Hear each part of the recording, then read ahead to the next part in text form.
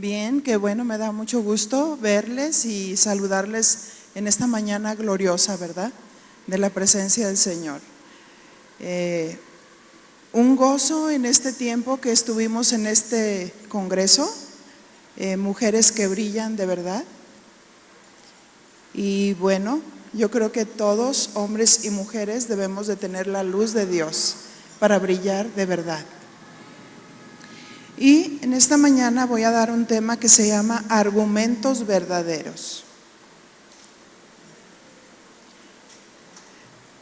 Se estuvo haciendo énfasis de estas verdades durante los cantos, cómo su verdad nos hace libres.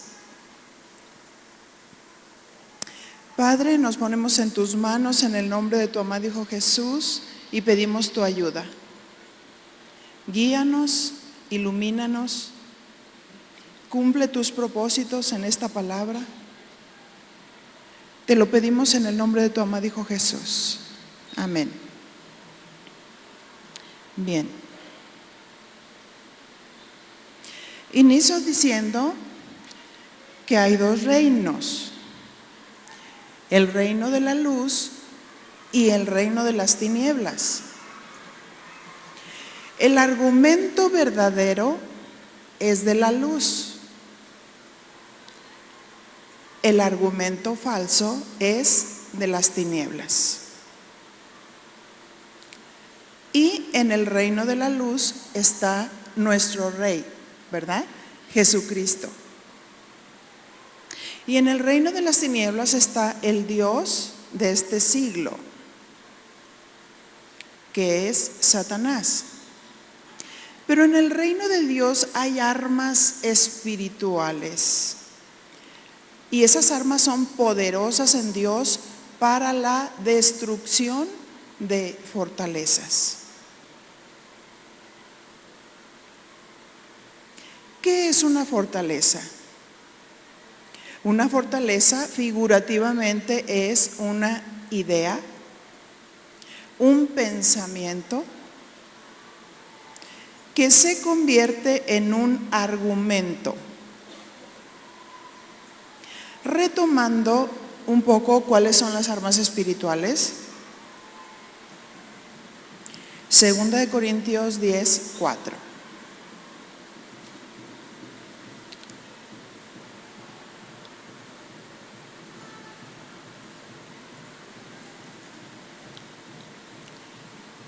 ¿Lo tiene? 2 Corintios 10:4. Porque las armas de nuestra milicia no son carnales, o sea, no son humanas, sino poderosas en Dios para la destrucción de fortalezas. ¿Cuáles son nuestras armas de milicia?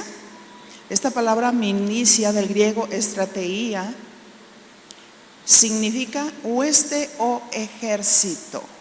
Viene a denotar como una guerra y se usa de conflicto espiritual.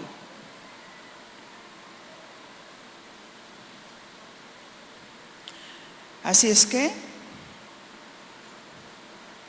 habla como de un ejército y nosotros somos el ejército de Dios.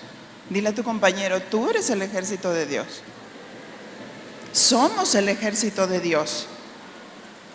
Y por ende, definitivamente cuando estamos hablando de un ejército, estamos hablando también de una guerra, ¿cierto? Esta guerra es una guerra de argumentos, porque estábamos hablando, su verdad nos hace libres, ¿sí? ¿Y de qué nos hace libres? Nuestra arma poderosa es la palabra de Dios. Estos son los argumentos de Dios. En la palabra de Dios, ahí vamos a encontrar los argumentos de Dios, los principios de Dios. Por esta razón debemos de conocer los argumentos, y estos argumentos reflejan la naturaleza de Dios, el carácter de Dios, ¿verdad? Como lo estuvimos viendo ayer en Mujeres que Brillan. ¿Por qué brillamos? Porque tenemos la luz de Dios, pero Él es luz. Dios es luz y no hay ningunas tinieblas en Él. Dios es verdad. Eso nos está hablando de su naturaleza, nos está hablando de su carácter.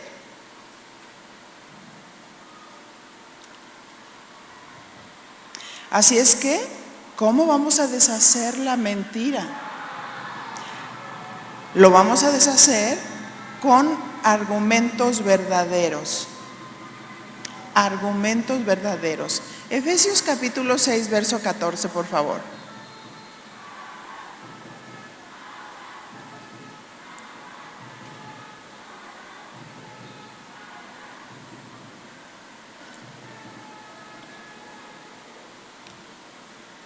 Efesios 6:14, estad pues firmes, ceñidos vuestros lomos, ¿qué dice? Con la verdad, y vestidos con la coraza de justicia. Aquí San Pablo presenta una imagen del soldado romano que tenía que ver con su armadura. Y dice el verso, estad pues firmes. ¿Qué significa estar en pie? ¿Sí? Esta debe ser la postura de los hijos de Dios, sabiendo que están en una guerra. Y su postura es o debe de ser de firmeza. Dice, ceñidos vuestros lomos con la verdad. Los soldados romanos usaban un cinturón para ceñirse. Y esta definición significa, hablando del cinturón, todo alrededor.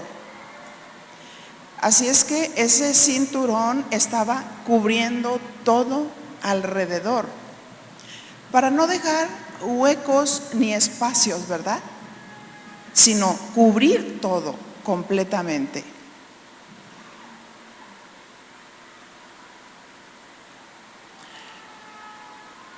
Así es que hay que disponerse para mantener, hablando de la definición, porque dice, ceñid vuestros lomos con la verdad.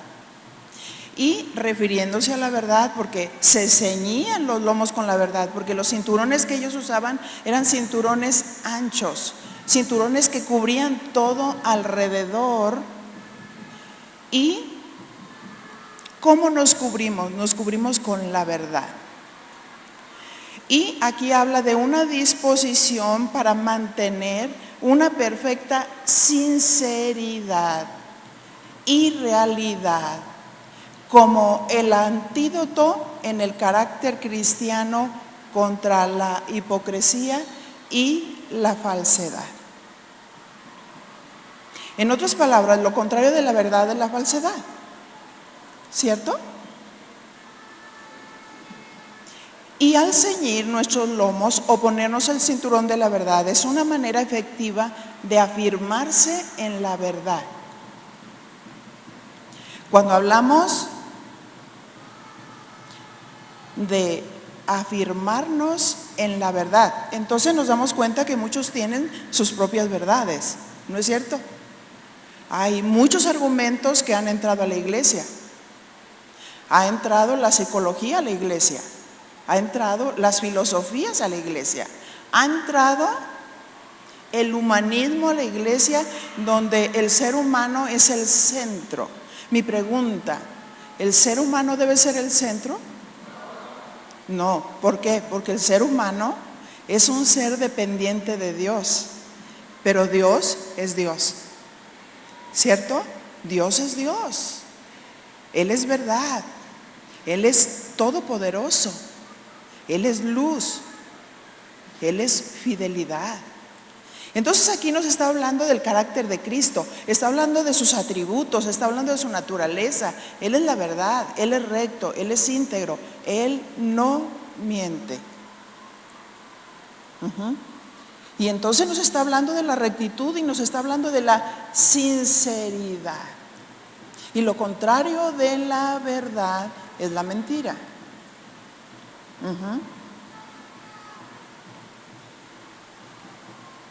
Así es que estuvimos mencionando algo de la renovación de la mente, y es precisamente observar el pensamiento errado para establecer la verdad de Dios.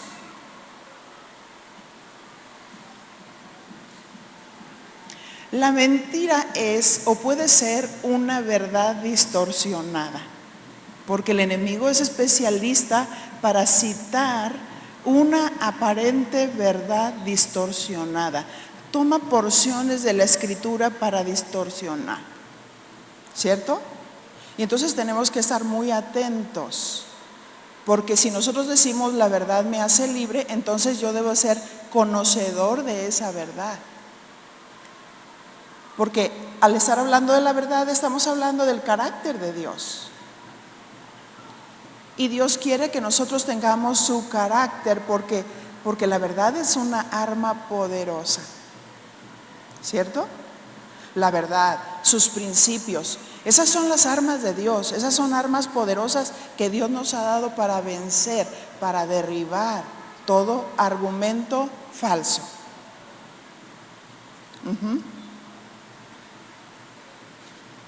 Así es que la mentira puede ser una verdad distorsionada, como ese argumento del diablo que lanzó para engañar a Eva. Pero Satanás mintió. Y dice Génesis capítulo 3, verso 1. Quiero que notemos unas frases. Pero la serpiente era astuta más que todos los animales del campo que Jehová Dios había hecho, la cual dijo a la mujer. Note esta palabra, ahí lanzó un argumento, la cual dijo a la mujer, con que Dios os ha dicho, no comas de todo árbol del huerto. Nota esta frase, no comas de todo árbol del huerto. Eso le dijo Satanás. Y la mujer respondió a la serpiente, del fruto de los árboles del huerto podemos comer. ¿Se fija?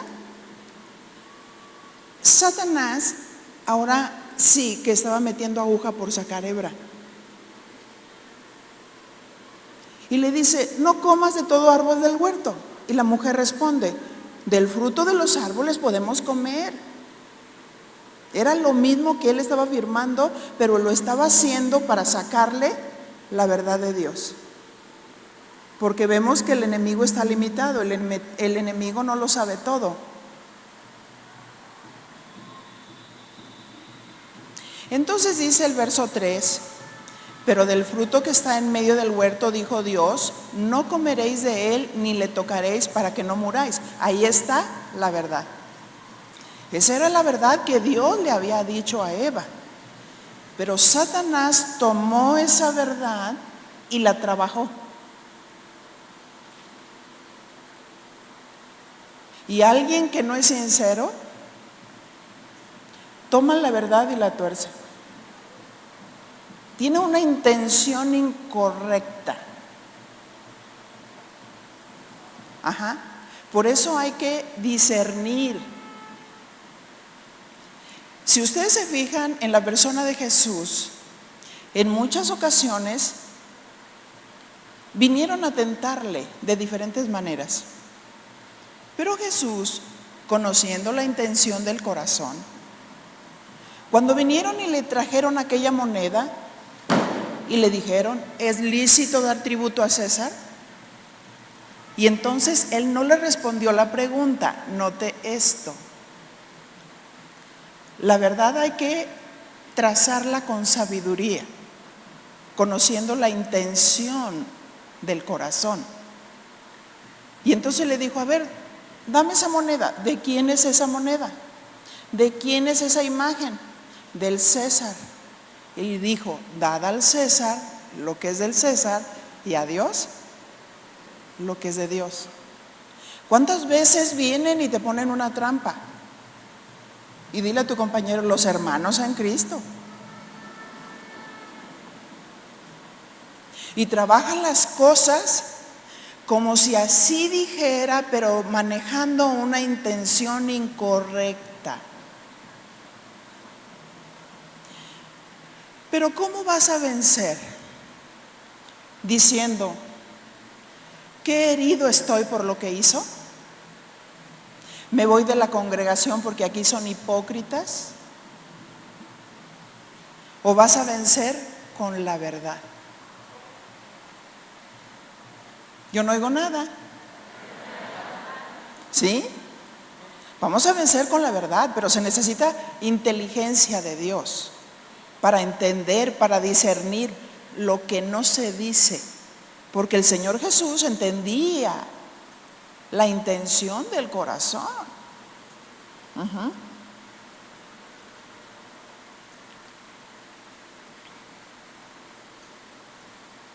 Vamos a Mateo capítulo 4, verso 1. Este pasaje, precisamente hablando de las tentaciones de Jesús, nos pone en un modelo de cómo aquí se está manifestando la verdad de Dios y saber trazar la verdad de Dios, pero también la mentira. Que si no se discierne la mentira, entonces el enemigo toma ventaja.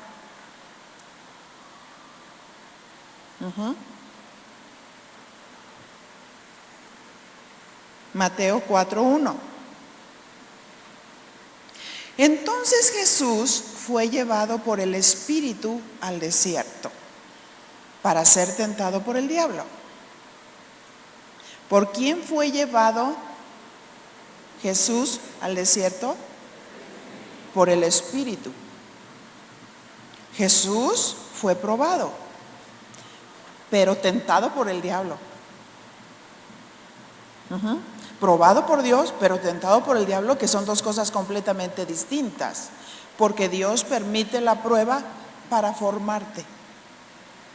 ¿Cuánto le dan gracias a Dios por las pruebas? ¿Sí? Lo dice Santiago, tened por sumo gozo cuando te halles en diversas pruebas, tened por sumo gozo. Así es que cuando las pruebas para nosotros empiezan a ser gravosas, ya hay una mentira del enemigo en tu mente, ya hay un argumento, porque algunos dicen, es que yo en el mundo estaba mejor, hoy me están pasando muchas situaciones feas, muchas situaciones que no entiendo, me estoy topando con tantas cosas a mi alrededor. Pero ¿por qué Dios permite la prueba? Tened por sumo gozo cuando te halles en diversas pruebas, esa es la verdad. Y entonces cuando estamos en esa prueba, para llegar al nivel de tener un contentamiento y de saber que Dios usó la prueba para transformarme, Dios quiere transformar mi mente, mis pensamientos. Entonces, ¿qué sucede? Que nos lanza un mandamiento, tened por sumo gozo cuando te halles en diversas pruebas. Entonces, ese de tener sumo gozo significa un mandamiento. Es una verdad de Dios, es un argumento verdadero, ¿sí? Entonces, lo contrario del gozo, ¿qué es? Hay algunos que están pasando por prueba, pero se duelen, se entristecen, se enojan, se amargan, se quebran y se van. No, es que yo ya no voy porque pasó el pastor y no me vio ni me saludó. Ay, ¿a poco el pastor murió por ti?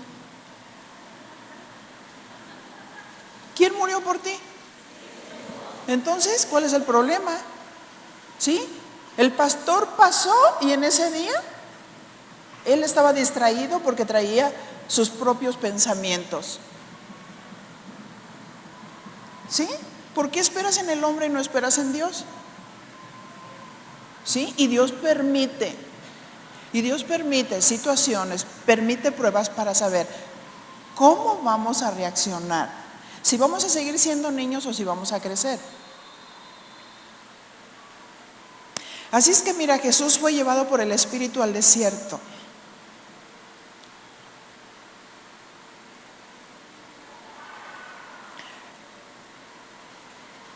Mateo 4:2. Y después de haber ayunado 40 días y 40 noches, ¿qué pasó? Tuvo hambre.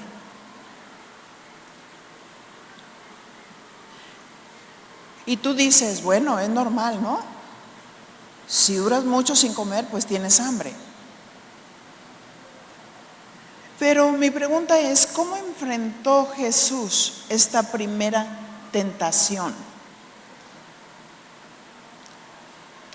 Verso 3, y vino a él el tentador y le dijo, ahí está el argumento, si eres hijo de Dios, di que estas piedras se conviertan en pan. ¿Qué usó el enemigo para tentarle? Un argumento que parecía verdadero, pero con una intención mala, ¿sí? Con una intención de destruir, porque el enemigo tienta para destruir. Si ustedes recuerdan, después de que Jesús salió de esas tentaciones, Él empieza su ministerio.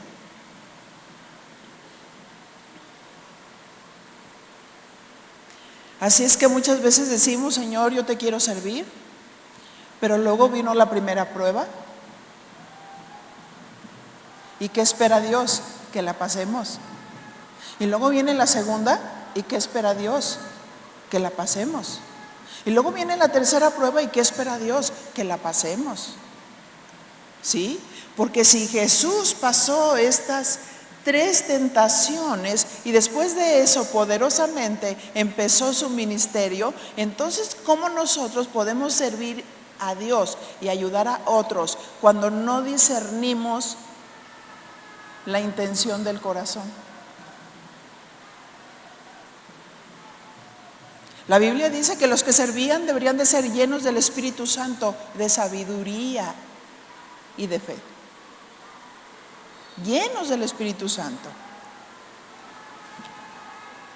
Así es que vino él el tentador y le dijo, si eres hijo de Dios, di que estas piedras se conviertan en pan. Y él respondió, verso 4. ¿Qué respondió? Como dijo el libro de... ¿Así dijo? Porque ahorita todos tienen sus anexos.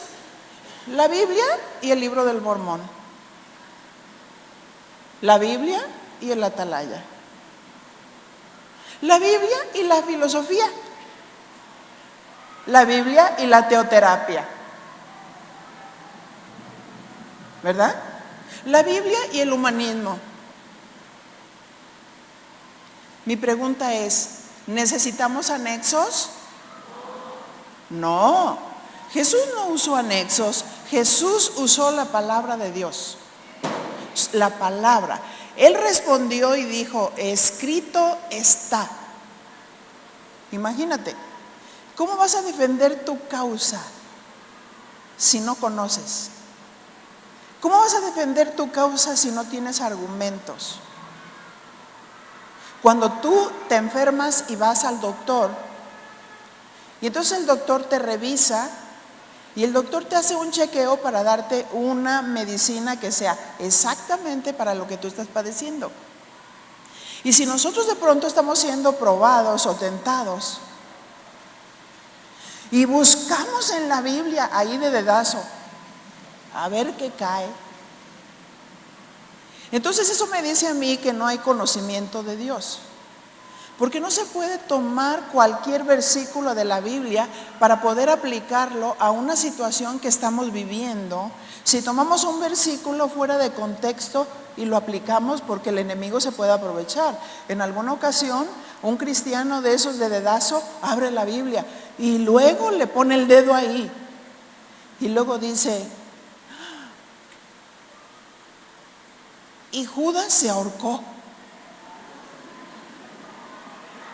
Y entonces ay, que la cierra asustado. Y la vuelve a abrir y luego dice, encontró un pasaje donde decía, haz tú lo mismo.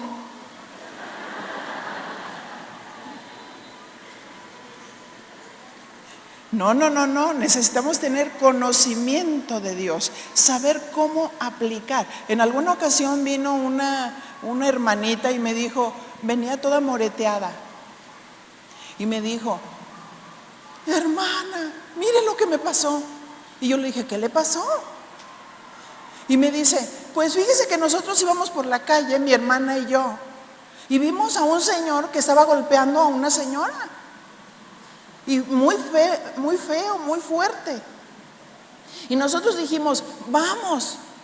Y entonces le dijimos, señor, aprovechado, déjela. Y entonces la señora le dijo, ¿usted qué se mete? Ese es mi marido y me puede golpear lo que quiera. Y se la zumbó a las dos. Y yo le dije, bueno, no dije el que mete paz saca más. Porque ese dicho del mundo tiene cierta sabiduría. Pero yo le dije, fíjate lo que dice Proverbios. Aquel que ve un pleito ajeno y se mete, es aquel como el que le agarrara las orejas al perro. Si tú hubieras sabido esto, te hubieras librado de esa tumba. Señor, ¿por qué a mí? ¿Por qué soy tu hija? ¿Por qué me pasa eso, Dios? Por ignorante. ¿Sí? Porque ignoramos lo que dice la palabra de Dios y hacemos cosas indebidas. Debemos de conocer la verdad para saber cómo actuar. Pero a veces somos más buenos que Dios. Y queremos ayudarle a Dios y tenemos nuestros propios argumentos. Como cuando de pronto viene una persona y dentro de la iglesia y busca a una y busca a otra y les pone una carita de santo pediche. Hermanita, hermanito, no tengo que comer.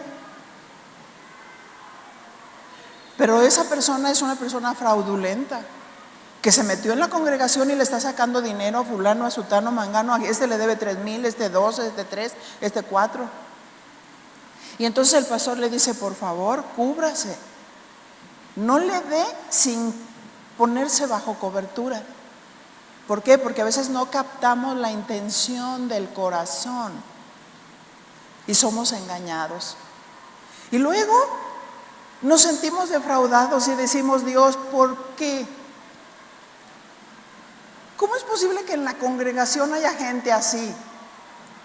No porque me meto a una cochera me hago carro.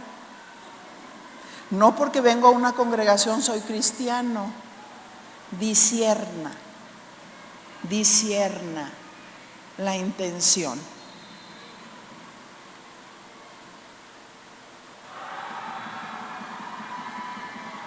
Así es que Jesús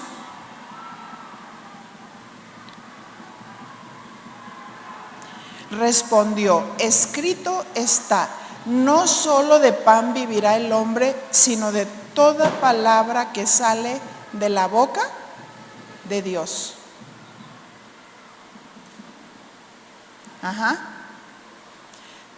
Sino de toda palabra que sale de la boca de Dios, no que sale del libro fulano de tal, de las filosofías, del pensamiento humano, que tomó unos versículos de la Biblia e hizo su propia doctrina, no.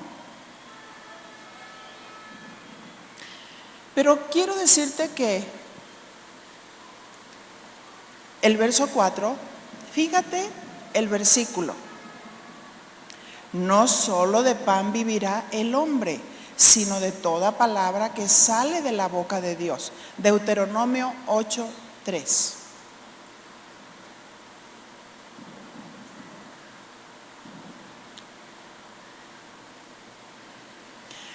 Aquí el Señor probó al pueblo de Israel y lo llevó al desierto. Y fíjese lo que dice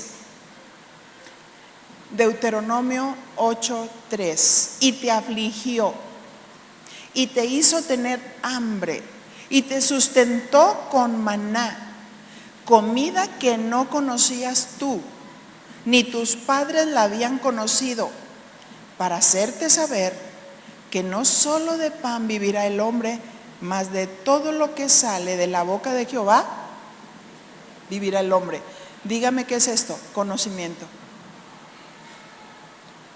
Este es un paralelo, no lelo, Es un pasaje comparativo. ¿Cómo Jesús está citando el Antiguo Testamento? Jesús es la palabra viviente. Por la palabra de Dios se hicieron los cielos y la tierra.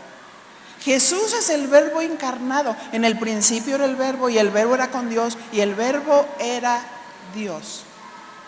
El Verbo significa la palabra, y en el principio era la palabra, y la palabra era con Dios, y la palabra era Dios. Jesús es Dios.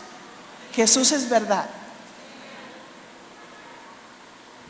Por su palabra se hicieron los cielos y la tierra. Jesús citó la verdad, la palabra escrita. Un argumento verdadero puede deshacer un argumento falso. Un argumento verdadero puede discernir a través de la obra del Espíritu Santo, porque no puede separar la palabra del Espíritu. Porque en Juan 6:63 Él dijo, sus palabras son espíritu y son vida. ¿Sí?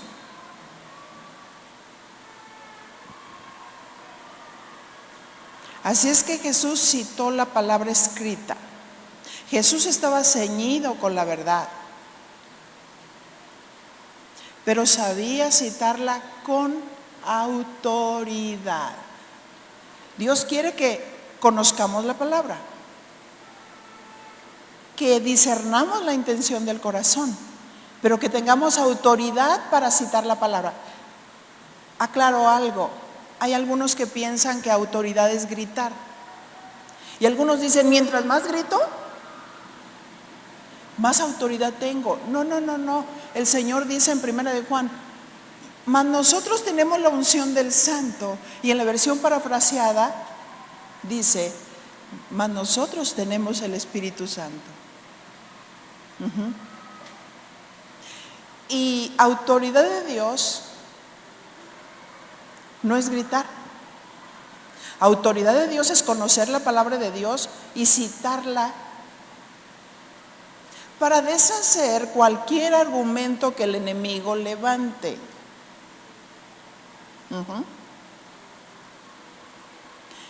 Entonces dice citarla con autoridad. Y cuando la citamos con autoridad, significa que nosotros verdaderamente creemos la palabra de Dios. Que verdaderamente creemos que la palabra de Dios es poderosa para destruir fortalezas, ideas, argumentos, pensamientos cerrados.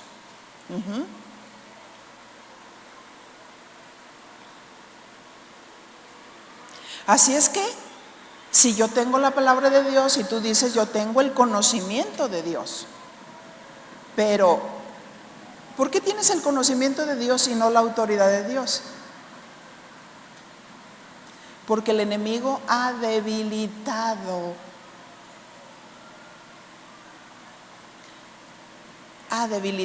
con un engaño. Porque tú dices, aquí dice, Señor, tengo un hijo enfermo. Sánalo, Señor, sánalo, Señor, sánalo, Señor. Ahora, ¿tú crees que Dios lo puede sanar? Entonces, ora, lávate, peínate y úngete. Eso significa seguridad, significa confianza, porque muchas veces nosotros decimos yo creo, yo tengo fe, pero estás lleno de enfermedades y estás angustiado y tienes todos los itis, ¿verdad? Artritis, amigdalitis. Y tú dices que crees y le estás creyendo al otro, donde viene a decirte, te vas a morir ya. Y tú dices, amén. No dices amén así con esa euforia, pero dices, yo creo que sí me voy a morir. Y estás deprimido. No, escrito está. El Señor es mi sanador. Escrito está. Él llevó toda dolencia y toda enfermedad. Escrito está. Ajá. Entonces citar la verdad. Pero no vayas a citar una verdad que no es lo que estás necesitando en esos momentos. Sino la verdad que tiene autoridad, esa verdad que es justa, la que necesitas argumentar en ese momento, como en este caso donde dice, y el Señor los llevó al desierto y los hizo tener hambre y los sustentó con maná, pero Él los probó y los afligió y los hizo tener hambre. Y tú dices, te reprendo, Satanás. Fue el Señor quien los llevó al desierto y los hizo tener hambre porque los estaba probando. Para saber si tú das gracias en todo y por todo. Pero ¿qué sale de pronto de nuestro corazón? ¿Cómo estamos argumentando cuando estamos pasando por una prueba? Yo no sé por qué me pasa esto. Si yo soy hijo de Dios, si yo soy hijo del Rey, si yo debo de tener lo mejor. Dios nos aflige con un propósito para formarnos, para enseñarnos, para saber si verdaderamente guardamos sus mandamientos. ¿Tengo poco? Gracias, Señor. Estemos contentos con lo que tenemos. Sustento y comida. ¿O no dice eso?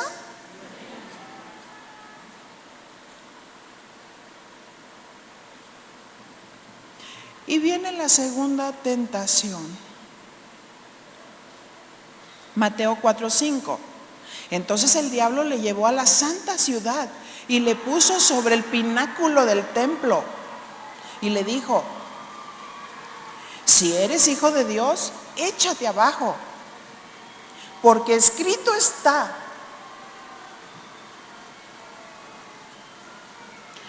a sus ángeles mandará acerca de ti y en sus manos te sostendrán, para que no tropieces con tu pie en piedra. Lo tentó con el suicidio. Ándale, eres hijo de Dios, aviéntate. Sí, órale, eres poderoso, órale, por fe. ¿Se cuenta? De dos, uno que era cristiano y otro no. Y de pronto los dos murieron y estaban en el infierno. Y entonces el otro le dijo: estamos en el infierno, estoy en el infierno. Y el cristiano volteó y dijo: yo estoy aquí, pero por fe estoy en el cielo. Pero si tu fe no está sustentada en la Escritura, no es fe de Dios. Si tu fe no está sustentada en la Escritura, no es fe de Dios.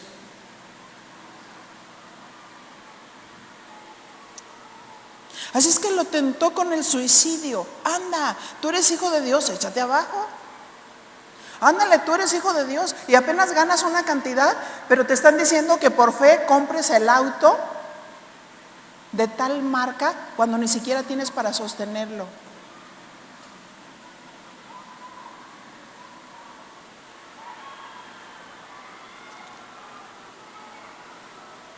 Así es que lo tentó con el suicidio. Anda. ¿Qué quería el enemigo? Destruirlo. Pero Jesús captó la intención del enemigo, porque Jesús es Dios.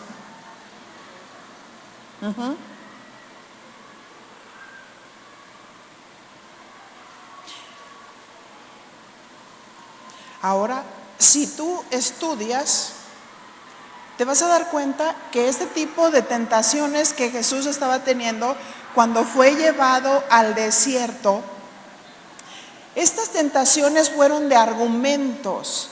Cuando le dice, y lo llevó a un monte muy alto, y lo llevó al pináculo del templo, no estaba literalmente, porque cuando nosotros tenemos ese tipo de ataques, lo tenemos ¿dónde?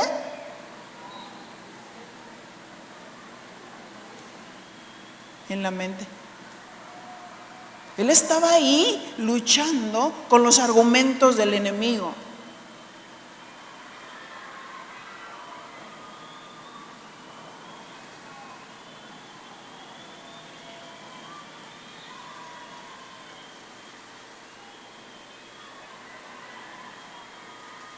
¿Cuál fue la respuesta de Jesús? Verso 7.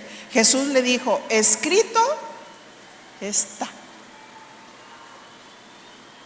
También, no tentarás al Señor tu Dios. Fíjate cómo le dijo.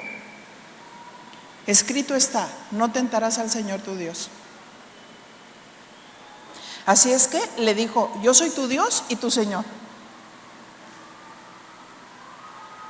Porque Él es el Dios de él y el Señor de Satanás. Lucero de la mañana fue un ángel creado que se la creyó.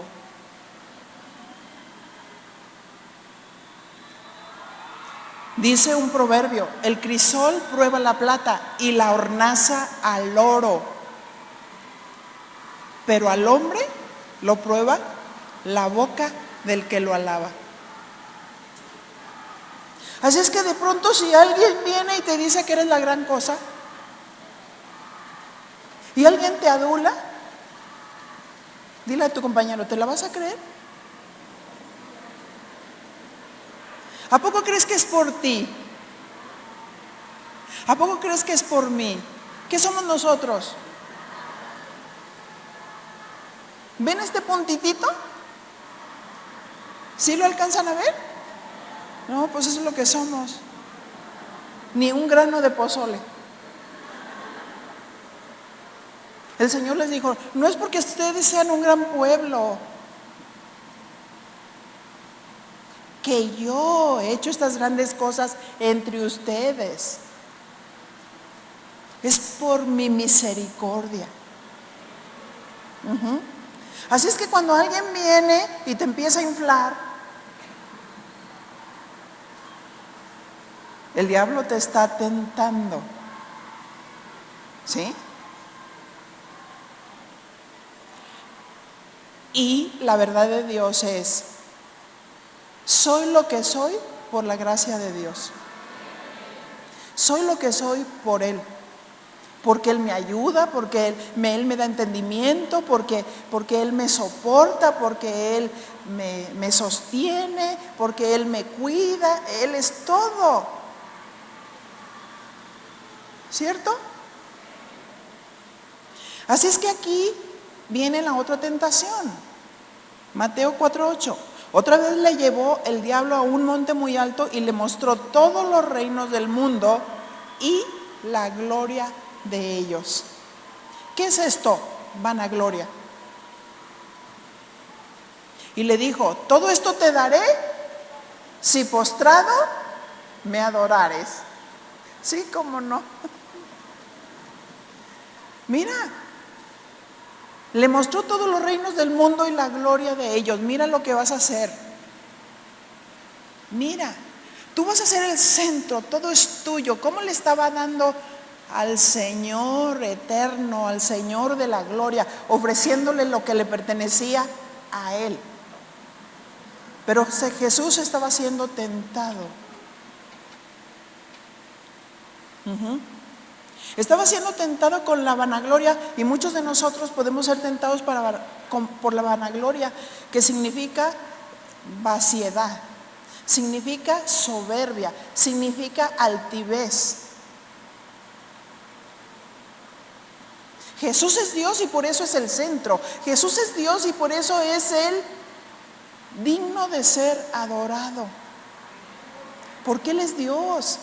Porque Él se hizo carne y se dejó matar por ti y por mí para darnos la victoria y la salvación. ¿Qué somos nosotros? Somos polvo. Somos como la flor de la hierba. Ahorita somos y mañana ya no. Ahorita somos y mañana desaparecemos. Pero Él permanece para siempre. Su palabra permanece para siempre. Así es que le muestra todo. Y según Él, todo esto te daré si postrado me adorares. Porque eso es lo que hizo Satanás. Se quiso igualar a Dios. Y hay algunos que se le empiezan a creer por sus dones y por sus talentos, pero quiero decirte, nadie será usado y levantado por los dones y los talentos si no tiene el carácter de Dios. Por eso es que somos tratados. Y el salmista decía, bueno me es haber sido humillado para aprender tus mandamientos. Señor, tú amas la verdad en lo íntimo y en lo secreto me has hecho comprender sabiduría. Tú amas la verdad en lo íntimo porque tú puedes afuera poner una pose como que eres humilde, pero por dentro estar deseando la vanagloria de la vida. Pero hay que desaparecer del mapa. Hay que aprender de ese hombre más grande que el Señor alabó, que fue Juan el Bautista. ¿Tú eres el Cristo? No. Yo vengo a preparar el camino del Señor. ¿Tú eres el profeta? ¿Tú eres el Mesías? Yo solamente soy una voz que clama en el desierto, enderezad el camino. Pero algunos están preocupados por los títulos, que le digan Señor, Señor. Cuando aquel hombre que el Señor Jesús consideró el más grande entre los hombres que se podía honrar, él ni siquiera se decía soy profeta, porque el que es verdadero profeta jamás va a decir yo soy profeta. Se centraba en la misión, no en la posición. Porque Jesús mismo le dijo a sus discípulos, los reyes de las tierras, los reyes de la tierra y los gobernantes buscan eso, lugares y posiciones, pero entre ustedes no será así. Porque vino la madre de los hijos de Zebedeo y les dijo, permíteme que mis hijos se sienten el uno a tu derecha y el otro a tu izquierda. ¿Qué es esto? Estar buscando un lugar y una posición que no tenemos, porque el que realmente tiene una posición es porque Dios se la da, pero si Dios se la da es porque ha pagado un precio muy alto. Y algunos no quieren servir, pero no quieren ser quebrados. Quieren servir, pero no quieren ser humillados. Y a veces Dios permite el quebrantamiento, Dios permite la humillación para sacar lo mejor de nosotros.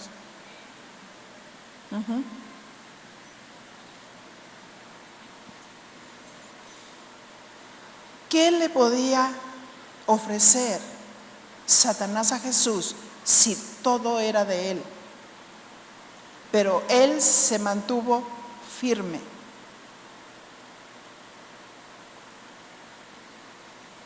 Mateo 4:10.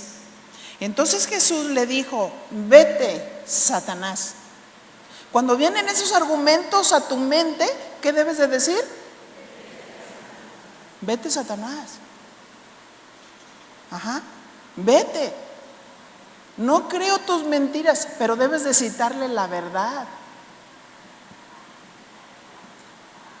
Sí, no nada más. Vete, vete, vete. No me digas nada. Someteos pues a Dios, resistir al diablo y huirá a vosotros. Someter en el original significa contradícelo. ¿Y cómo lo vas a contradecir? Con la palabra. ¿Sí? O ignóralo. Eso quiere decir que tiene suficiente confianza como para decir, ¿eres tú? No tengo tiempo para ti, ¿no?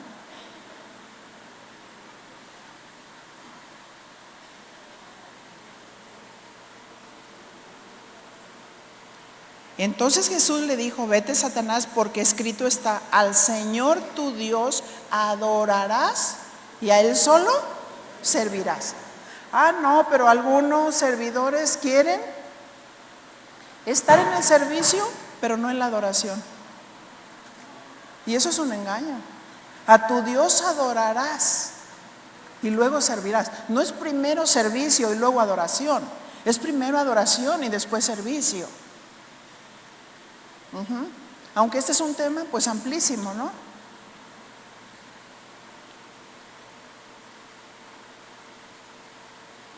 El Señor Jesús sigue siendo su Dios y su Señor. Y el enemigo no puede hacer nada. Ahora fíjate, muchos de nosotros decimos: el Señor Jesús ya lo hizo todo en la cruz del Calvario, el enemigo no puede hacer nada conmigo. ¿Sí?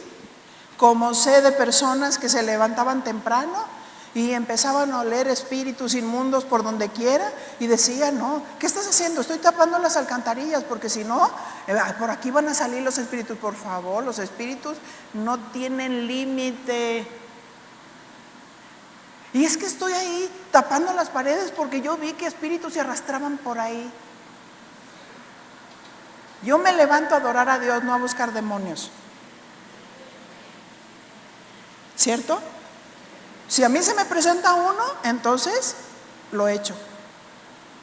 Pero yo no estoy buscando demonios, porque mi centro es mi Dios. Mi centro es mi Señor, es el centro de la adoración. A Él debemos de inclinarnos, a Él debemos de adorar. Sí, porque a veces estamos en un mensaje: no, el Señor Jesús es Señor de... Aquí la verdad tiene que ser exaltada. Aquí Jesucristo tiene que ser exaltado, no Satanás. Satanás no tiene parte ni suerte con nosotros. Satanás ya está vencido. Pero te voy a decir una cosa: pero siempre va a buscar tratar de engañarnos. Por eso el conocimiento de Dios, por eso el discernimiento, por eso el ejercicio de citar la verdad cada día. Si estamos en una guerra, estamos preparados. Porque ¿qué soldado va a la guerra sin preparación? ¿O vas a la guerra con tu pistolita de agua? No, vas con armas espirituales.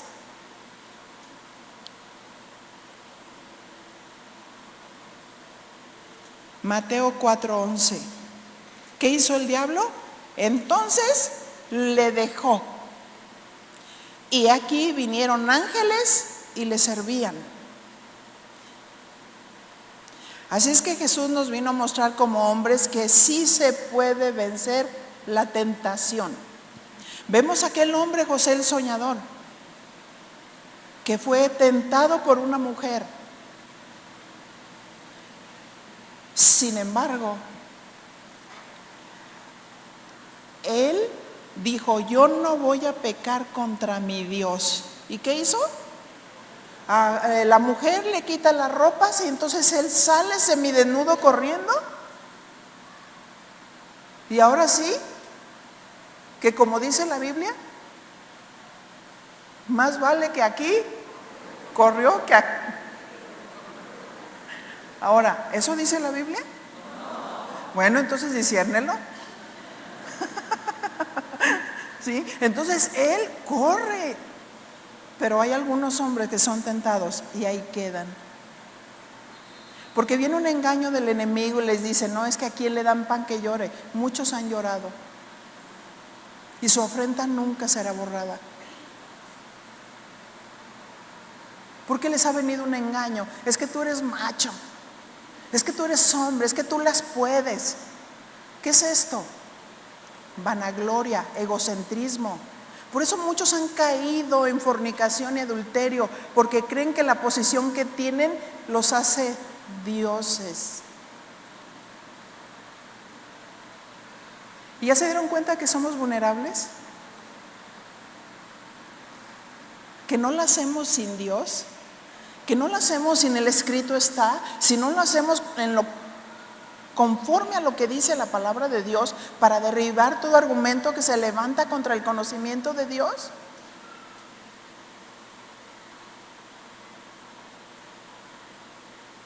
Así es que no es en nuestra propia fuerza, sino en la fuerza de Dios, en el poder de Dios. Y nos dice, cíñanse los lomos. 1 de Pedro 1:13.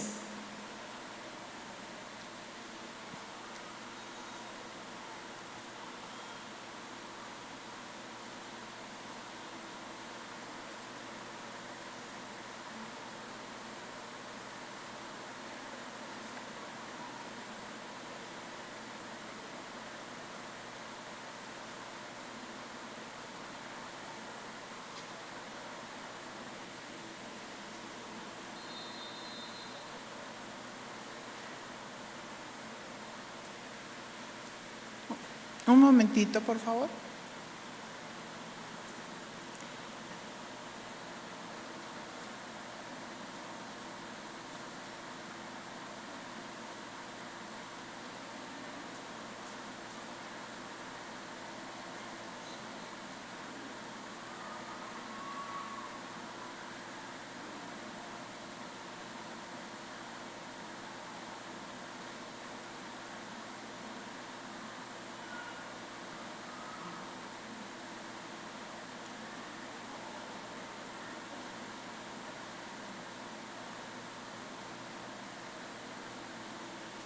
Y dice, por tanto, ceñid los lomos de vuestro entendimiento, sed sobrios y esperad por completo en la gracia que se os traerá cuando Jesucristo sea manifestado. Ceñid los lomos de vuestro entendimiento. Puse la parte B, por eso tuve que buscarlo. Así es que si quisiera yo encontrar un antídoto contra la hipocresía, ¿cuál sería el antídoto? La verdad, la sinceridad, ¿cierto? Así es que vemos la naturaleza de Satanás, como miente, como tiene doblez, tiene mala intención. Jesús captó la mala intención de Satanás y su intención siempre será destruir. Cuando alguien tiene doblez, como dijimos, tenemos que captar la intención y ceñirnos con la verdad. Tener entendimiento de cuál es la verdad y trazarla con pureza y sinceridad. De esta manera el argumento del enemigo no prosperará, ¿verdad? Definitivamente. Si nos ceñimos con la verdad, el argumento del enemigo no prosperará. Pero también trabaja contra los que no conocen a Dios, 2 de Corintios 4:4. Por eso necesitamos estar orando por toda aquella gente que le hablamos del Evangelio. 2 de Corintios 4:4, en los cuales el Dios de este siglo cegó el entendimiento de los incrédulos. ¿Para qué? Para que no le resplandezca la luz del Evangelio de la gloria de Cristo, el cual es la imagen de Dios. ¿Sí?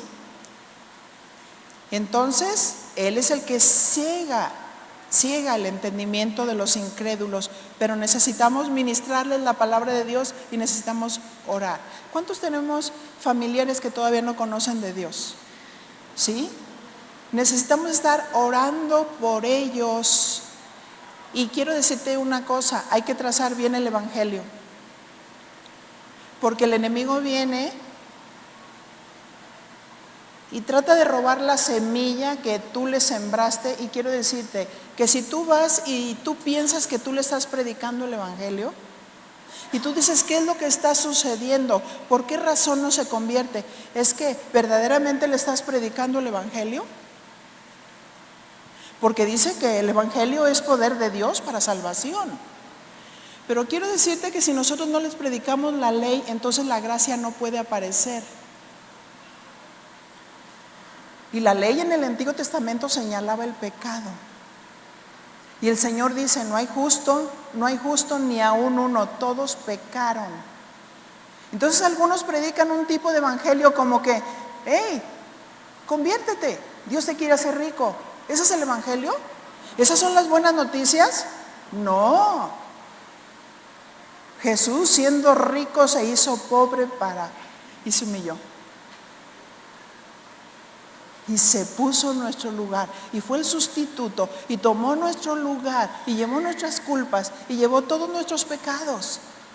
Pero si el hombre no se siente pecador, ¿de qué se va a arrepentir? ¿Cierto? Y entra en la psicología a la iglesia donde le dicen: no te preocupes, está bien, tú eres víctima. Y si un hombre se siente víctima, entonces ¿de qué se va a arrepentir? ¿Verdad? Sí, si tú dices: no, yo soy, estoy de esta manera por la sociedad, porque la sociedad me ha marginado, porque la sociedad, estoy así porque me violaron, estoy así porque me trataron mal, estoy así y se está justificando y justificando. Entonces la persona se pone en una posición de víctima y no de pecador. Y cuando una persona se pone en una posición de víctima y no de pecador, es por eso que ha entrado la psicología, la teoterapia. A ver, vamos a hacerte hasta una limpia. A ver, dime todo lo que te pasó. Cuando el Señor dice: no traigas a memoria los recuerdos pasados, porque nunca hablarás de esto con sabiduría. Y si alguno está en Cristo, nueva criatura es. Las cosas viejas, ¿y todas son hechas? ¿Cierto? Entonces, ¿por qué vivimos en el pasado?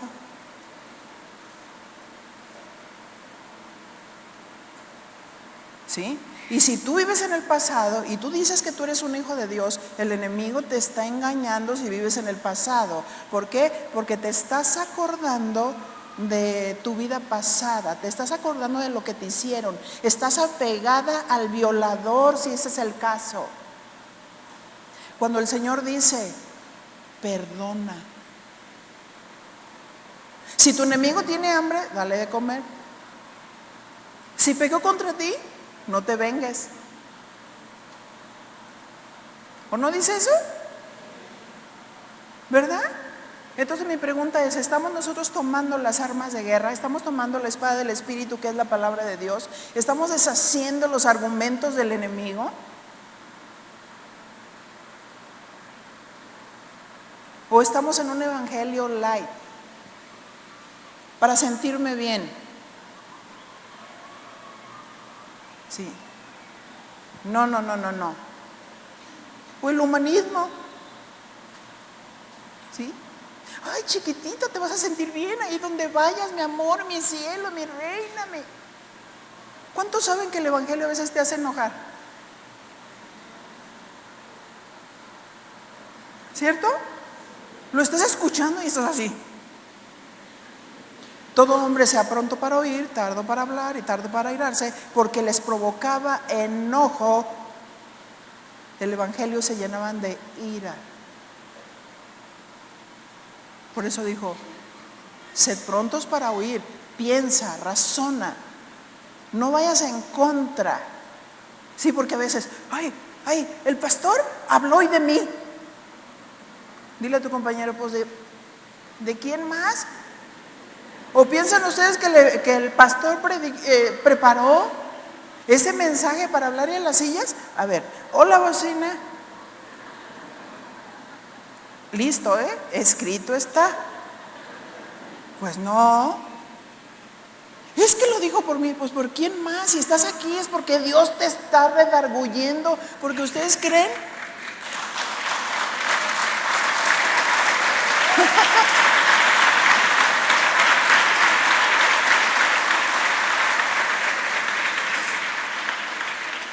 Imagínense que el pastor tiene tiempo de andar sabiendo la vida de todos, por favor. No. Pero el Espíritu sí sabe todas las cosas y la intención del corazón. Así es que no te enojes con el pastor, porque el pastor no escribió la Biblia. ¿Ya se dieron cuenta de eso? El que escribió la Biblia fueron los santos hombres de Dios que fueron inspirados por el Espíritu Santo. ¿Sí?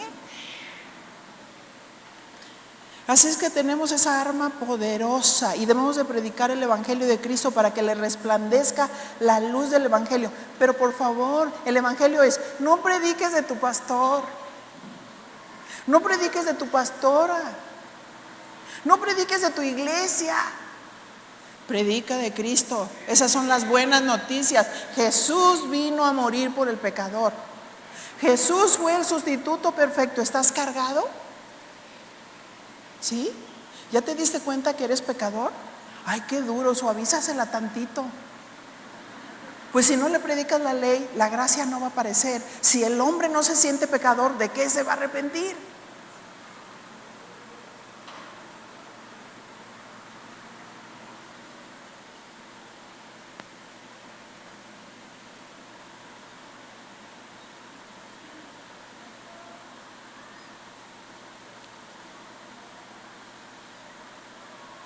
Así es que la guerra que tenemos es una guerra de argumentos, que constantemente el enemigo va a lanzar de diferentes maneras, aún a los que no conocen a Dios. Entonces ellos no van a tener esperanza si no le hablamos la verdad.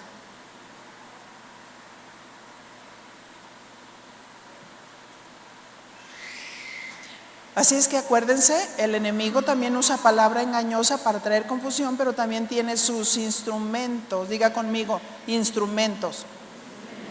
Mi pregunta es, en esta mañana, ¿cuántos queremos ser instrumentos de la verdad? Instrumentos de Dios. Es lo único que nosotros podemos detener en la vida de Dios, la verdad de Dios, para deshacer la mentira. ¿Sí? Y hazte así. Aquí en esta tendencia de la naturaleza humana está la guerra. La carne contra el espíritu. Y el enemigo viene y empieza a argumentar. ¿Cómo te vas a defender? ¿Vas a discernir? ¿Vas a entender de qué se trata? ¿Vas a entender que la guerra no es contra tu hermano? La guerra es contra el enemigo, contra los argumentos, con los dardos que él lanza.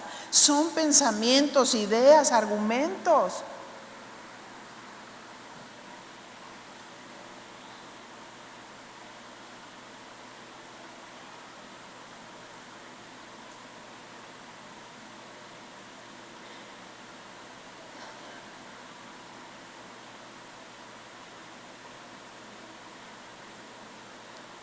Así es que, como dijimos, las ideas y los pensamientos forman fortalezas en nuestra mente, ¿verdad?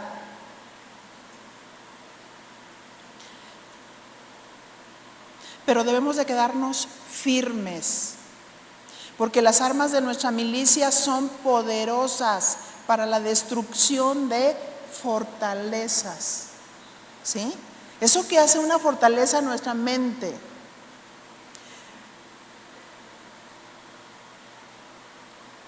La verdad de Dios es un argumento fuerte, conociéndolo, sabiendo trazarlo, con firmeza, con entereza. Este argumento verdadero derribará ese argumento mentiroso, captando la intención de Satanás. Y dice, y vestidos con la coraza de justicia. Esta coraza, según el griego tórax, denota una coraza o coselete. Esta era un coselete que usaba el soldado romano, consistente en dos partes, protegiendo al cuerpo en ambos lados, desde el cuello hasta la cintura, y se usa metafóricamente de la justicia. ¿Qué protegía la coraza? Hablando del soldado romano, la coraza protegía el corazón. El enemigo te tienta para destruirte. Tenemos que proteger el corazón. El soldado debe proteger su corazón. Sobre toda cosa guardada, guarda tu corazón, porque de él mana la vida. Protege tu corazón, está alerta, está vigilante. ¿Cómo está tu corazón? ¿Empezó a guardar una mentira, un engaño? ¿Estás teniendo resentimientos en el corazón? ¿Estás teniendo ideas que te están separando de tu hermano? ¿Están teniendo ideas que te están separando de tus pastores? Porque somos muy buenos, ¿verdad? Para juzgar.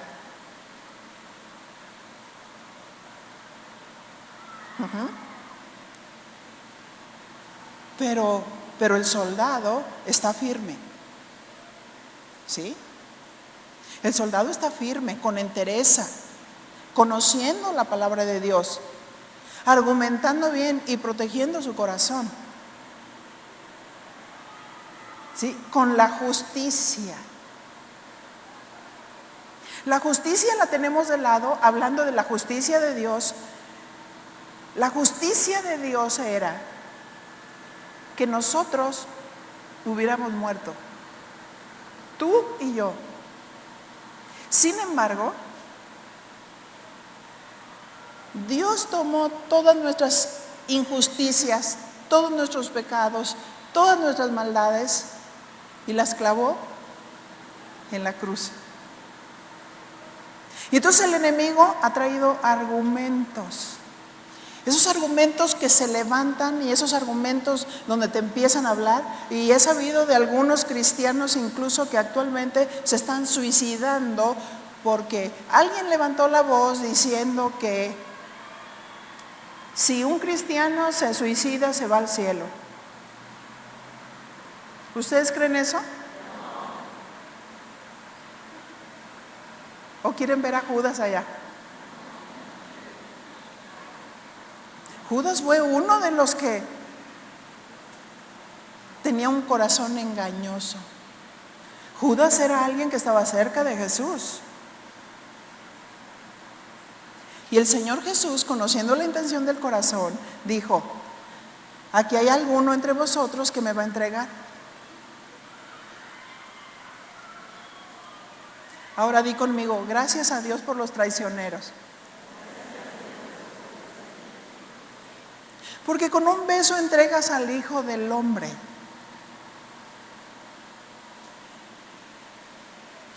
Pero Judas, al besar al Señor Jesús, estaba empujándolo a cumplir el propósito por el cual nació, para venir a la tierra y establecer su justicia.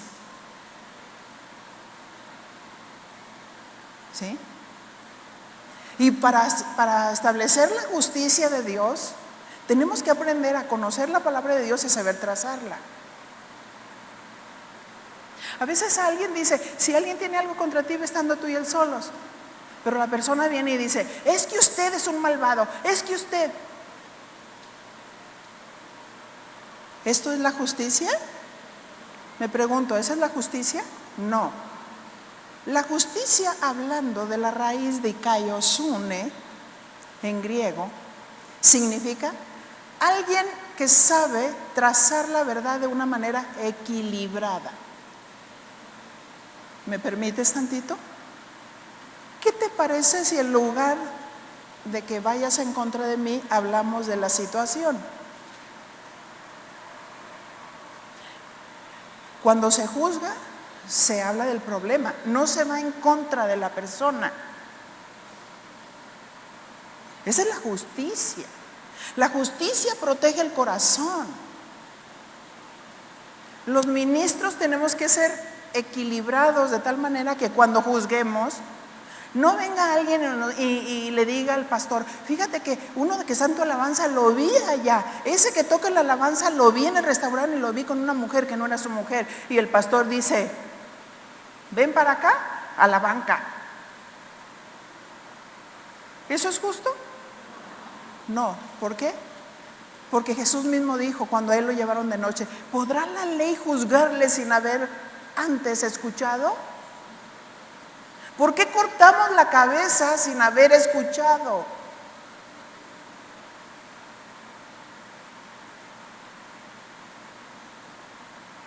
Ajá. Tenemos que escuchar lo que dice uno, lo que dice otro. ¿Saben lo que es justicia? Cuando hablaba del pectoral del sacerdote, hablaba de legalidad, hablaba de levantar un acta, a ver qué pasó. ¿Qué dijiste tú? En el tal día la hermana fulana de tal dijo esto, porque ya saben que los hermanitos cuando se les habla para hablar, aclarar la situación, dicen al pastor, yo no dije eso. Y pusieron al pastor como mentiroso. ¿Eso es de la luz o de las tinieblas? Pues es que muchas veces nosotros nos creemos muy espirituales y decimos yo soy de Dios, cuando nuestras obras son de las tinieblas. Y entonces debemos de proteger el corazón, nuestro corazón y el corazón de los demás, siendo justos, trazando bien la ley, las reglas, para cubrir a la gente,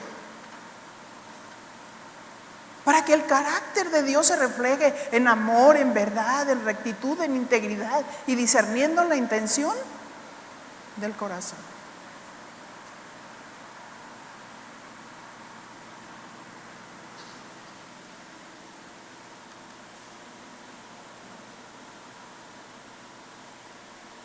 La coraza protegía el corazón.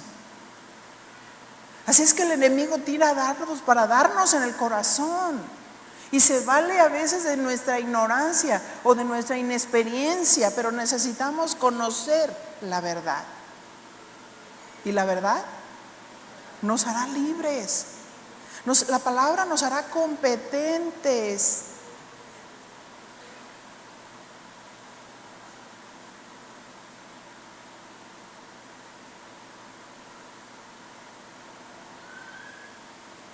Así es que lo que protege el corazón es la verdad, la rectitud, la fidelidad, la justicia de Dios.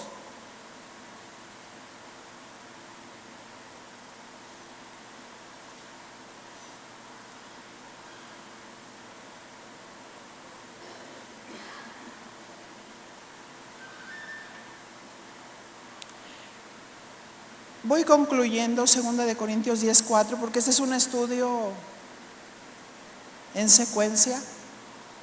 2 Corintios 10:4, porque las armas de nuestra milicia no son carnales, sino poderosas en Dios para la destrucción de fortalezas. Se cita la palabra para destruir fortalezas, ideas, argumentos que Dios no dijo. Y son poderosas cuando sabemos trazarlas y establecemos la justicia. Así es que poderosa significa que la palabra es capaz, que con ella es posible destruir las fortalezas. Y destruir las fortalezas es echar abajo, así dice la definición, todos los argumentos. Tiene la espada del Espíritu para echar abajo, ¿sí? Con la verdad. No se trata de vestirse como soldado romano y venir, vamos a hacer guerra. Y luego vamos caminando, este hipócrita, y va. ¿Cómo vamos a hacer guerra? Un reino dividido contra sí mismo es asolado. Con rectitud, con verdad, con santidad. 2 Corintios 10:5, derribando argumentos y toda altivez que se levanta contra el conocimiento de Dios y llevando cautivo todo pensamiento a la obediencia a Cristo, llevando cautivo, ¿sí? Ese pensamiento que te está atormentando, ese pensamiento que te está hablando, llévalo cautivo, ¿sí?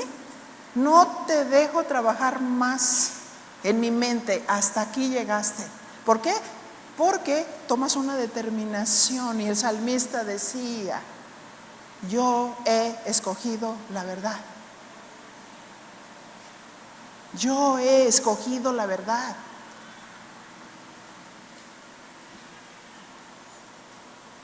Y llevando cautivo todo pensamiento a la obediencia a Cristo, derribar argumentos, echar abajo con fuerza.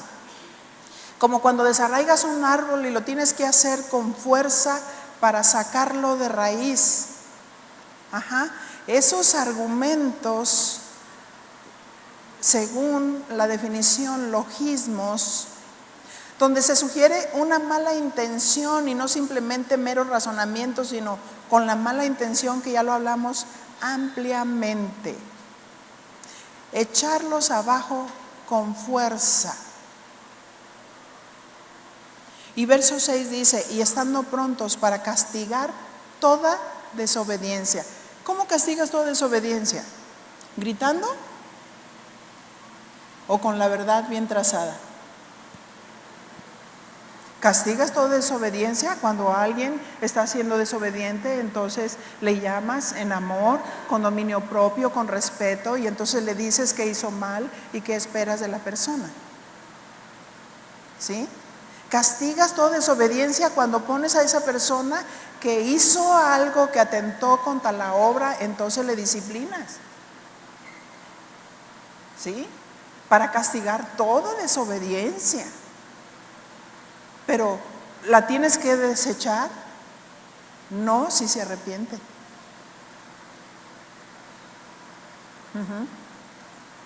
No, si obedece. Y obedeciendo, ¿se fijan cómo cada cosa va encajando? Hablando de la verdad, hablando de ceñirse los lomos, hablando del entendimiento, hablando de la justicia, hablando de la protección del corazón, cómo aplicar la justicia. Y dice, y toda altivez y todo pensamiento contrario que viene acompañado de soberbia que se levanta contra el conocimiento de Dios. A veces como pastores, después de 30 y tantos años, hemos estado tratando asuntos donde hay gente que de pronto se le ha levantado con soberbia. Y hay gente que se la ha creído. Y que de pronto el enemigo le ha engañado y lo tratan a uno mal.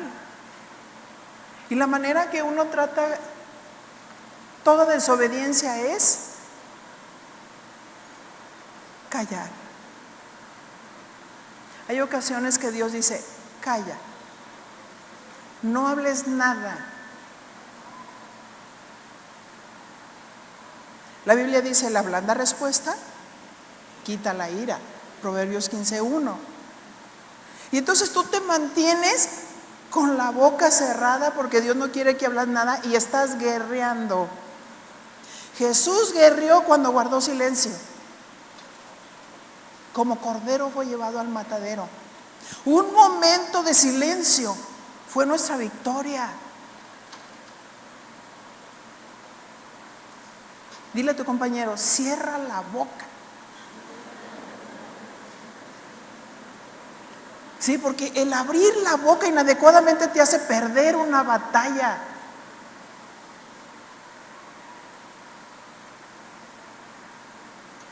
Un hijo agresivo, un hijo altivo, un hijo que se te pone al tú por tú. Baja la voz. Baja la voz. No le dices, baja la voz. Por favor. Luego viene la hermanita, es que usted. La cabrita, ¿no? ¿Le puedo pedir un favor? Sí, le escucho perfectamente. ¿Puede bajar la voz? Yo no sé hablar cuando hay una gritería. De hecho, Dios no la avala. Dice que quítese toda gritería. Le pido de favor que pueda bajar la voz. Le pido de favor que me hable del asunto. Y le pido respeto. Si no, la conversación no puede seguir adelante. Ajá. Y yo les pudiera seguir hablando y hablando y hablando. Pero pienso que es tiempo. Es tiempo. Maravillosamente nuestro Señor no nos dejó solos. Él nos dejó su palabra y su Espíritu Santo. Nos dejó su palabra para conocer la verdad, para que el enemigo no hiciera estragos en nosotros. Somos hijos de Dios y tú puedes vivir aquí en la tierra un pedacito del cielo. ¿Sabías eso? Pero a veces estamos viviendo en los hogares un pedazo del infierno porque no estamos sabiendo trazar la verdad. Donde todo el mundo grita, donde da sombrerazos, donde hay que empezar por establecer la verdad, pero ser luz pasiva con el ejemplo y poner límite. Poner límite. Oremos.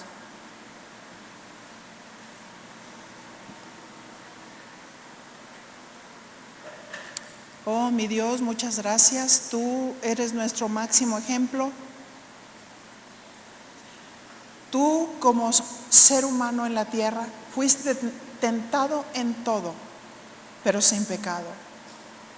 Y mi Señor, tuviste tus guerras, tuviste tus batallas, pero supiste trazar la palabra para dejarnos ejemplo.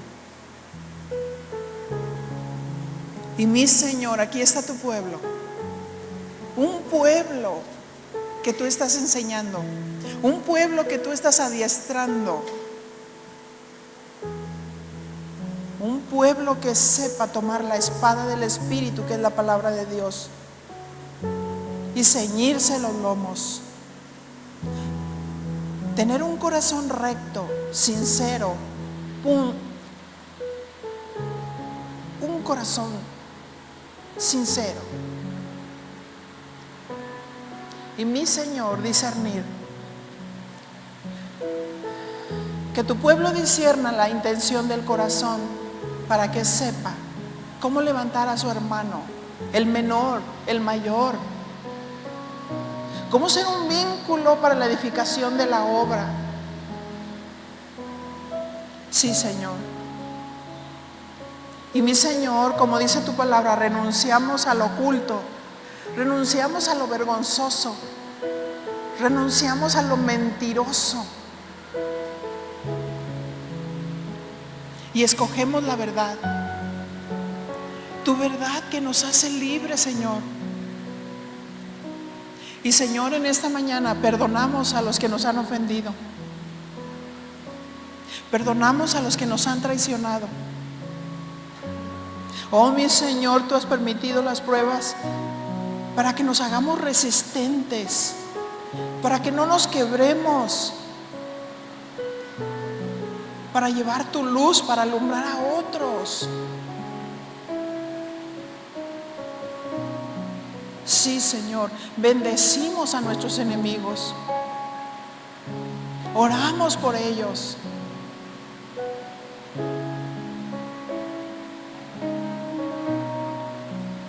Sí, Señor.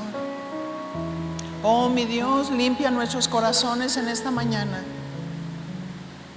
Y que ninguno de nosotros estemos atados a nadie en el cual nos haya herido o nos haya ofendido de tal o cual manera. Sino que en este momento los perdonamos en el nombre de Jesús, en el poder del Espíritu Santo. Y tomamos la lección que tú nos quieres enseñar en medio de cada una de las pruebas que tú permites. Sí, Señor. Sí, Señor, en esta mañana tú eres exaltado. Tú eres exaltado y no hay otro como tú, Señor. Tú eres verdadero. Tú eres la luz que alumbra a todo hombre con tu verdad. A ti, Señor, te damos honor, te damos gloria, te damos reconocimiento en todas las cosas, porque no hay otro como tú, Señor. Oh, mi Señor, que tu pueblo guarde esa palabra en el corazón. En el nombre de tu amado Hijo Jesús. Amén.